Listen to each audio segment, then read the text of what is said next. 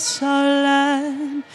Guard us with thy mighty hand. Keep us free from evil powers.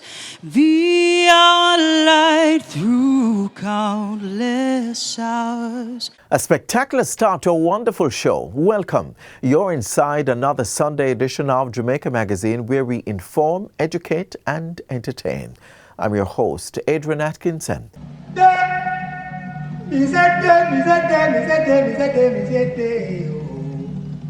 Daylight come and me want go home. Work all night and a drink a rum. Daylight come and me want go home. Stack banana till the morning come. Daylight come and me want go home.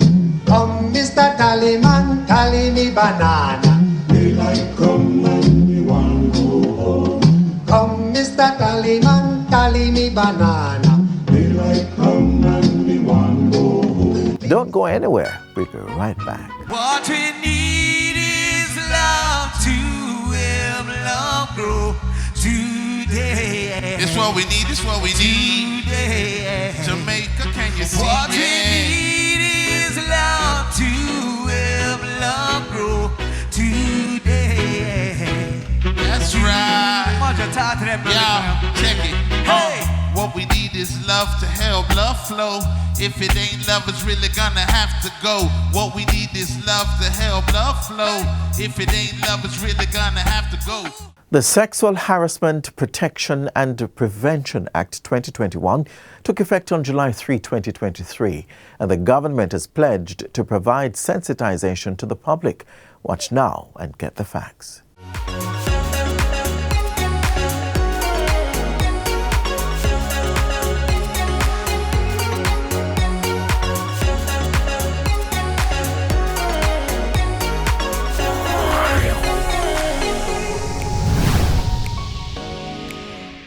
Welcome to Get the Facts, the program that provides you with information on government's policies and initiatives. I'm Theodore Henry.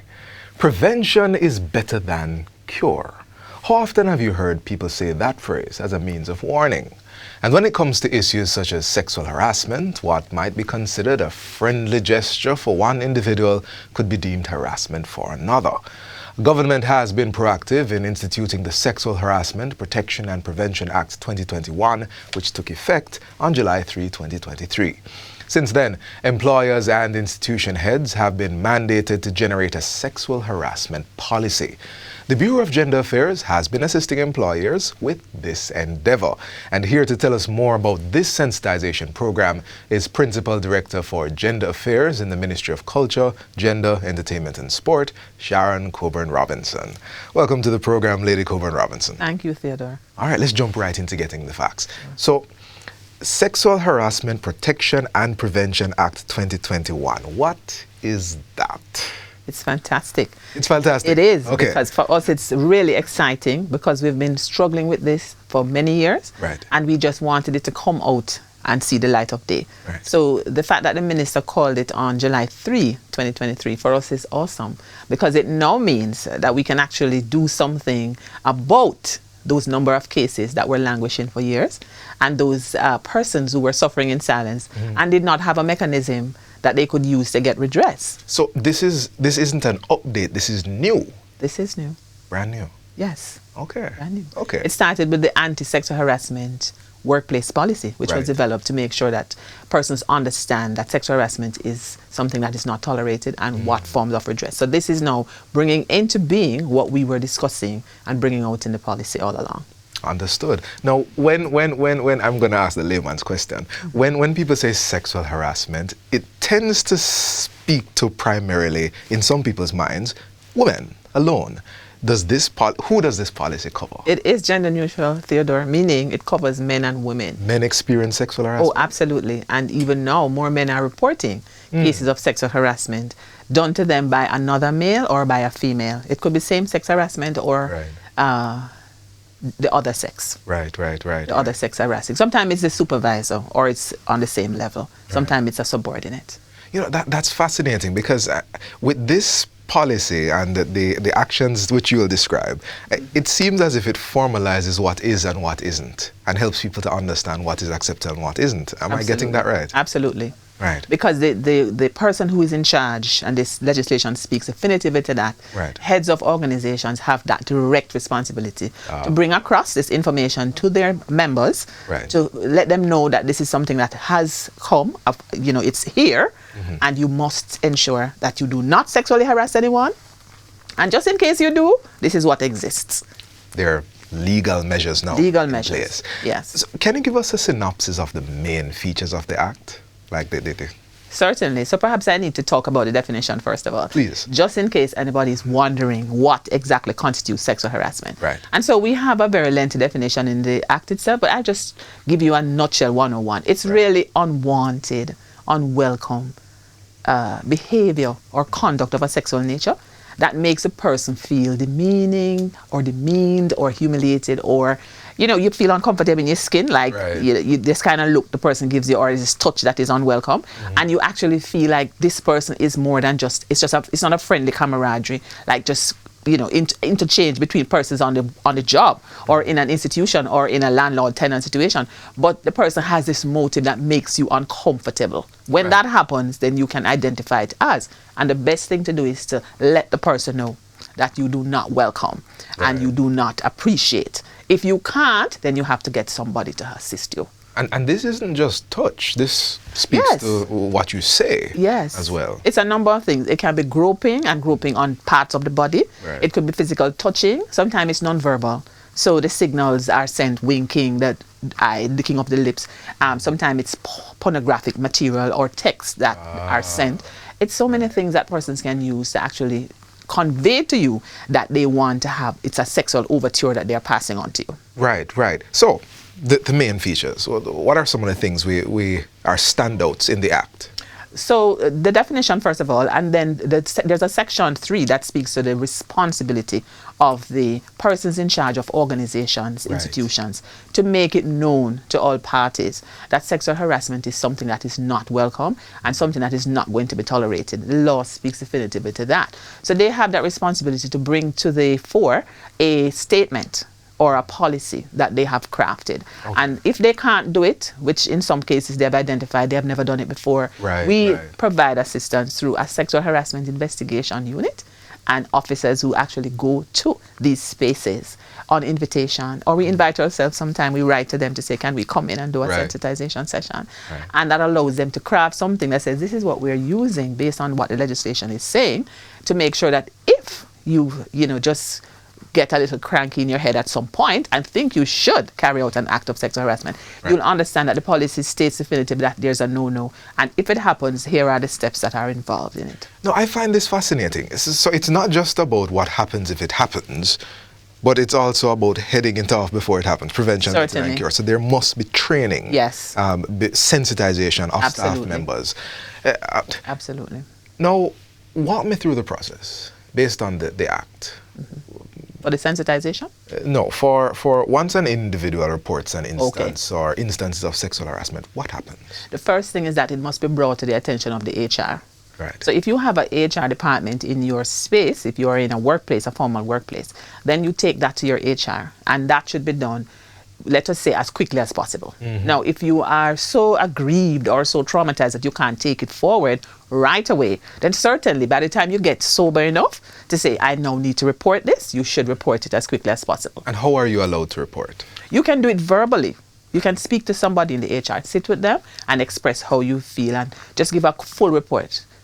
With all the details, where it happened, when it happened, if there was a witness there, if there were other parties involved, if it has happened before, if you've seen this person getting into altercations such as those in previous spaces, Right. how you felt, what was done, did you say anything, was there a confrontation, or were you so traumatized you said nothing? Right. What was your response? Okay. Did you let the person know that you are not for it, or did you give mixed signals? Were you smiling and looking as if you're unsure? So all of those things are going to be included in the report. Once that is taken, HR has 2 days Okay. or 48 hours 2 days, right. to make sure that the person who carried out the action is aware that this report has been lodged. And then within 14 days to start the investigation. So they can call in the parties, aggrieved parties, to have the conversation about what happened. If there were witnesses, other persons on the job who saw or witnessed or heard what had happened, then if they are okay, because it's not something that's mandatory, Right. it's strongly encouraged, but it's not mandatory, for those persons to come forward and share their stories as well. That is done so that the persons who have been brought forward, the aggrieved as well as the aggressor, Right. have an opportunity to speak freely about what happened. If it is that there is a committee in place, like a grievance committee or some committee, a HR committee, then you can take that to the committee and have that hearing done if both parties are fine with it. Right. If one party, for example, the aggrieved, feels that, he or she, because it could be a female or it could be a male based on the Right, fact that right, it's right. gender Yes, neutral. yeah. If this person feels they don't want to go through that, they might not want to sit through a conversation, because it might be that it was a superior and they feel that if they carry this out, they're going to have implications and repercussions Right, right. and reprisals and so on. So they might not want to go through that. If that's the case, then it can be done in camera. So you have one party, it's just like a caucus, one party just having a discussion with HR, the other party having a discussion with HR, and you come to a verbal agreement. If that cannot work, there's stalemate. Nobody's budging. Right, no give, People are no just, take. yes, Right. and persons are just hanging on to their story. They say, look, I did not know she was offended or he was offended because what I saw was mixed signals. It sounds like you're about to use the T word. Absolutely. Tribunal. Yes. But Yes. we're going to go to a break right now. We'll continue our discussion right after this. Please stay with us.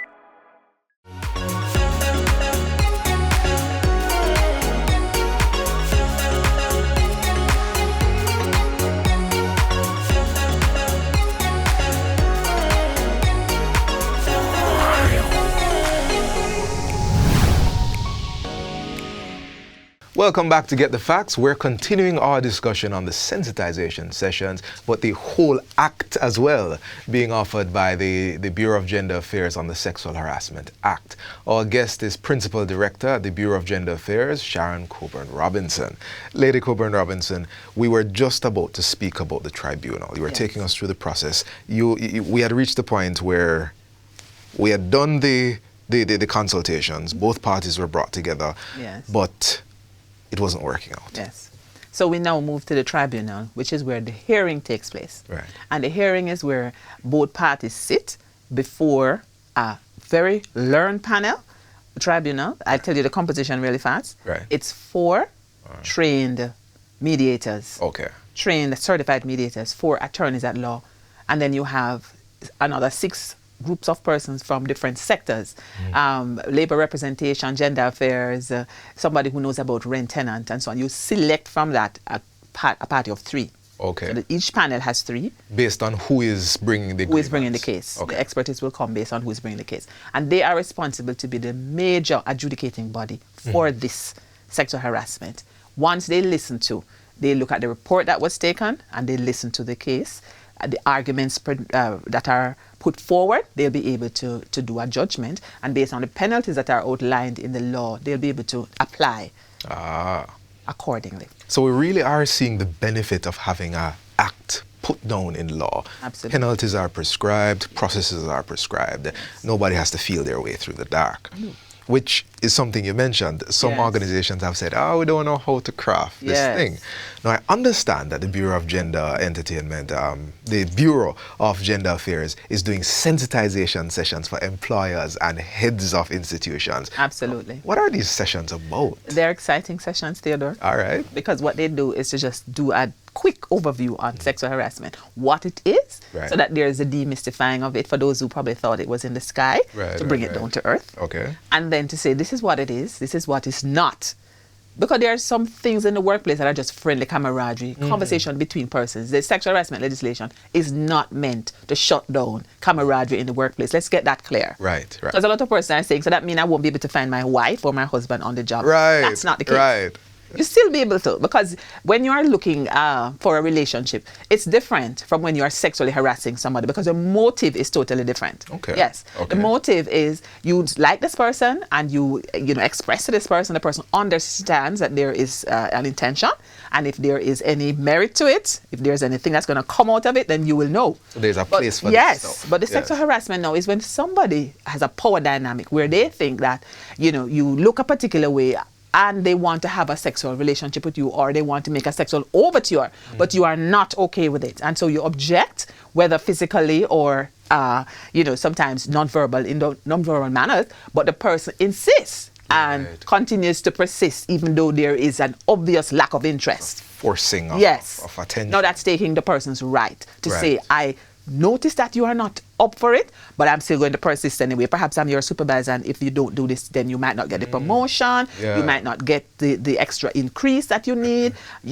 something that's a tit for tat, or it's a poisoned environment. Because you have two types. You have the one that is really the person just trying to use their advantage or their power to get something from it. Right. That's a tit for tat. Or it could be a poisoned work environment. So you're in this space, Theodore, and you see persons around you carrying out this thing, somebody's doing something to somebody, and it affects you, but you can't say anything because you're not sure how it is going to be received. And so you might be there suffering in silence until you open your mouth or you write it and share it with somebody, and then there's an investigation. Understood. Now, you said that they're offering these sessions. Yes. Right? Is there like these people can access it, those can't? It's open to everyone. Every entity. Because of the fact the law says in Section 3 that all workspaces should have this in place. Okay. And so all of the persons in charge have that responsibility to make sure that the sensitization is held. And so we've been mandated to sensitize public sector, private sector, community-based, faith-based, human interest groups, and just about everybody who would have a reason to know about the legislation, simply because we want to make sure nobody suffers a case of sexual harassment. So the BJ is making themselves available. Absolutely. What's the take-up been like so far? So we've had over 15,000 persons sensitized, and that's just between 2019 to today. That's a big number. Yeah. That's a big number. So that's good. Yes. Okay. It could be more. I mean, if Yes. we had more staff, because that's a small unit that we're talking about of 4. And then there's the policy and research unit that has 4 persons who are doing sessions as well, including males. Right. So we have male doing session and we have females doing sessions. Okay. And the response, has it been like a Overwhelming. wow moment for people? Sometimes we have to come up for air because of the number, back-to-back sessions. All right. Like this afternoon, I have a webinar with Mind, and sometimes I have 3 sessions for the day. Right. Yes, because, there's a demand for it. And once persons get an idea of why it's important, they try to sensitize all their staff. The HR members and the group, that department or division, is responsible to make sure that all the staff members are sensitized. Got you. Yes. And BJ will be offering this for the foreseeable future. Absolutely. And because we know we don't exist in a silo, Theodore, we have persons out there who are also a part of this group that we use to sensitize. Right. They are trained they're trained and certified, and so they can actually do the sensitization sessions as well. So if public sector or the private sector, because the private sector might have more money, and they would want to pay to have a little intimate session, then we have persons that we can introduce to them as consultants. They will go and do these sessions over a period. Could be a residential space. They go out for 2 days. They could go on a retreat, for example, to the North Coast and have the sessions done. Nice. Yes. We are out of time, but I don't want us to leave without giving you 10 seconds to speak directly to our audience. Employers, employees, they're all here, they're watching. Okay. Give them a word. So, sexual harassment is a very big issue, a very vexed issue. We are more focused on the outcomes. The outcomes are persons wanting to come to work because they are coming to a safe environment that is free from sexual harassment, a workplace that will allow them to feel productive, and they will feel as if they're valued and their contribution is recognized, and that they will have that sense of camaraderie with their work, the persons in their workspace, their colleagues, and they will be able to, be able to contribute to national development. That's the aim of just being here and just being a part of the public sector. The private sector is no less. They also have a role to play, and they have been doing exceptionally well. Just recently, we had a Respect at Work that was launched, and we're a part of that as well. And we want to say, if you respect each other in the workspace, that will allow for healthy relationships and safe spaces. Thank you so much. This has been Get the Facts. Our guest was Principal Director for Gender Affairs in the Ministry of Culture, Gender, Entertainment and Sport, Sharon Coburn Robinson. Thank you for watching, and until next time, I'm Theodore Henry. Take good care.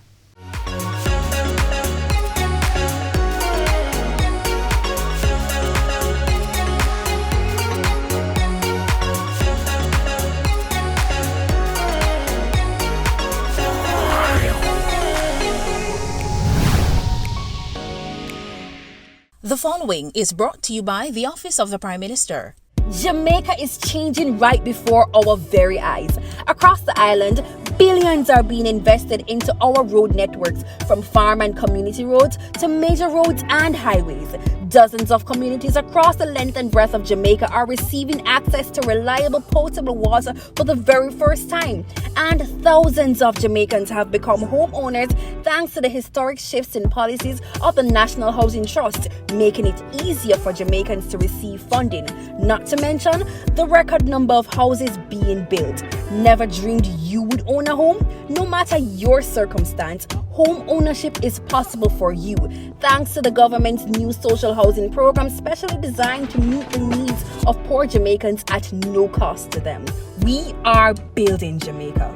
The proceeding was brought to you by the Office of the Prime Minister.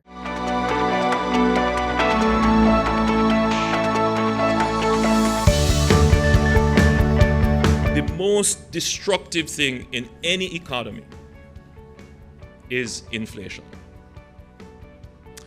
There's one more variable that is more destructive, and that is called lack of confidence.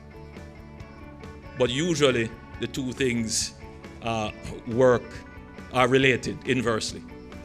When confidence starts to decline in an economy, you usually start to see some inflationary impact. If inflation starts to increase, you usually start to see some fall off in confidence. Immediately following the pandemic, we saw a rapid increase in prices. This had nothing to do with the government of Jamaica. Despite our best efforts, prices rose. And they rose as a result of supply chain shocks, specifically due to the pandemic. But they also rose because of geopolitics, specifically the war in the Ukraine. That had nothing to do with the government of Jamaica. And in fact, all countries around the world face this. However, coming from a high of almost 12%, our inflation is down to approximately 6.2%. That is not as a result of any change in global circumstances. To a large extent, the war in the Ukraine still exists.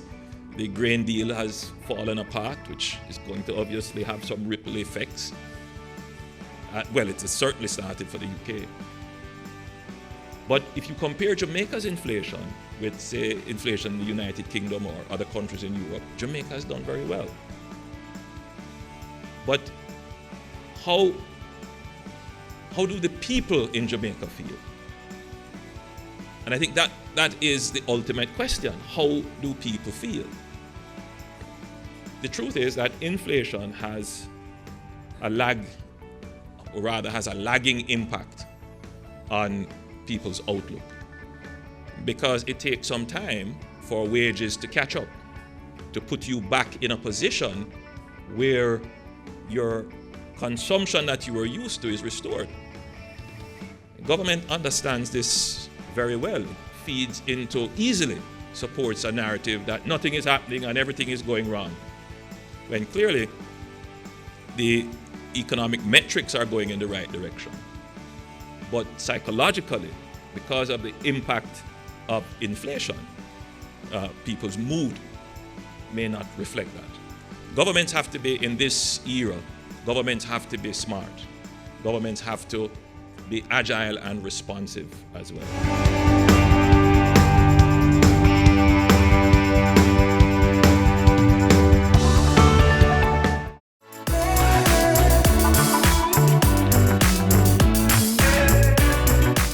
Up next, the UNDP is engaging young people to do great things to advance development in their country. Let's learn about the Ready, Set, Great initiative.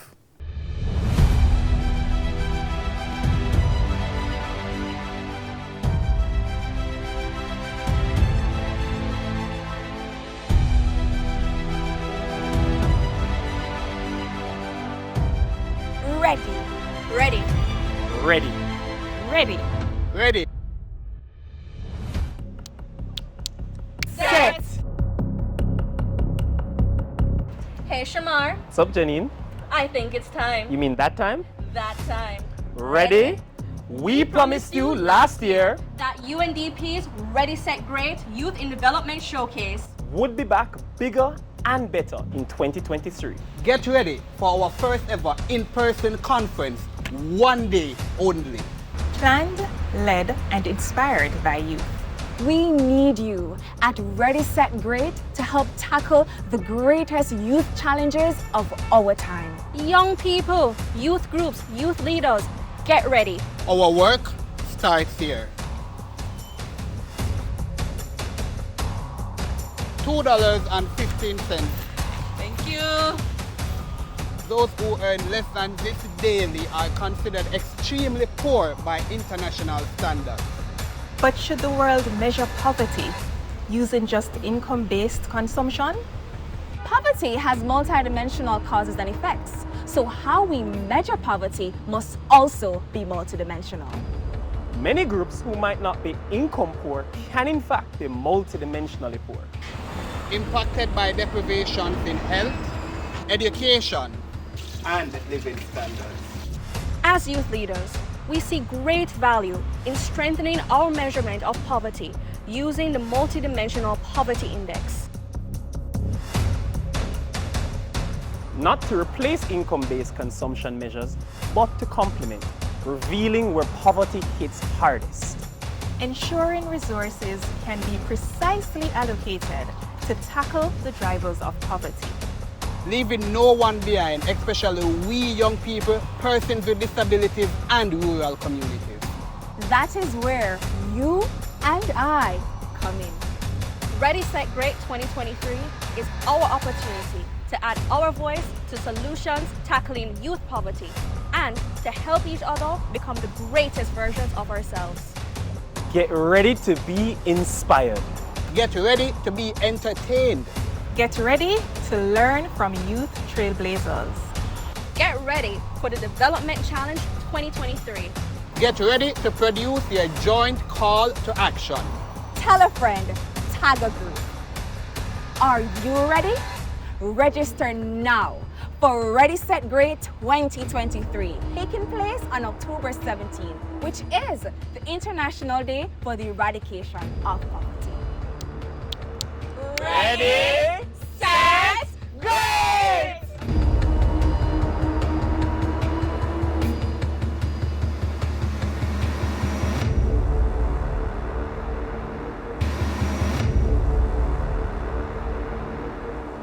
And just like that, we're signing out for today, but not to worry. You can rewatch this offering or other content like this by visiting our website, jis.gov.jm. Do join us on this same station tomorrow as we bring another informative, educational, and entertaining package of Jamaica Magazine. Thank you so much for watching. This has been a production of the Jamaica Information Service, the voice of Jamaica.